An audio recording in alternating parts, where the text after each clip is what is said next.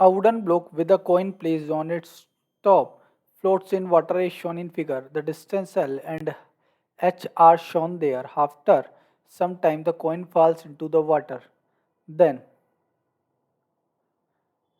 जैसा कि हम गिवन क्वेश्चन में देख सकते हैं, एक ब्लॉक है जिसके ऊपर कॉइन रखा हुआ है। अभी ये इक्विलिब्रियम में है, मतलब जो टोटल वेट होगा वो फोर्स ऑफ बायंसी के इक्वल होगा। ठीक है, फोर्स ऑफ बायंसी कितना होगा? वॉल्यूम ऑफ सबमर्ज जो कि ब्लॉक का है या डिस्प्लेस्ड लिक्विड का वॉल्यूम इनटू रो वाटर जी, ये तो फोर्स ऑफ बायंसी हो गया। और ये किसके इक्वल होगा? Mass of block into g plus mass of coin into g. ठीक है, अब अगर हम यहाँ पे ब्लॉक का मास बात करते हैं, ब्लॉक का वॉल्यूम सपोज करते हैं वी नॉट है, डेंसिटी रो ब्लॉक है जी प्लस कॉइन का density V C, density V C, volume तो V C, density V C और जी।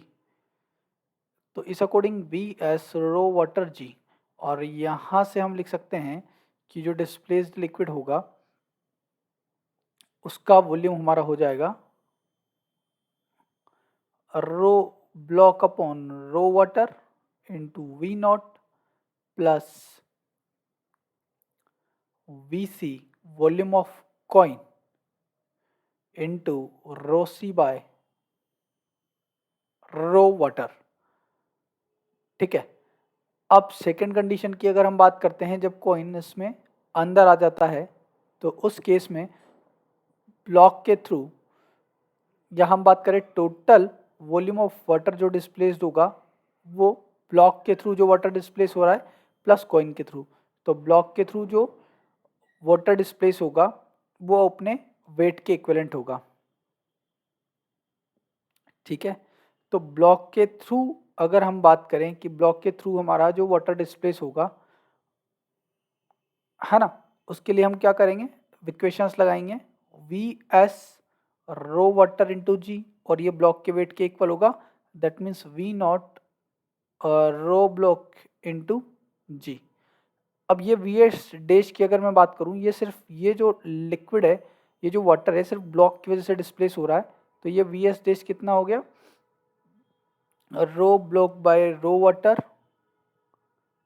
इनटू वी नॉट, और कॉइन के वजह से जो डिस्प्लेस होगा वो सिर्फ उसी के वॉल्यूम के इक्वल होगा क्योंकि कॉइन फुली सबमर्ज है। तो टोटल जो वाटर डिस्प्लेस होगा उसका वॉल्यूम अगर v double dash s count किया जाए, then it is rho block by rho water v nought plus v C.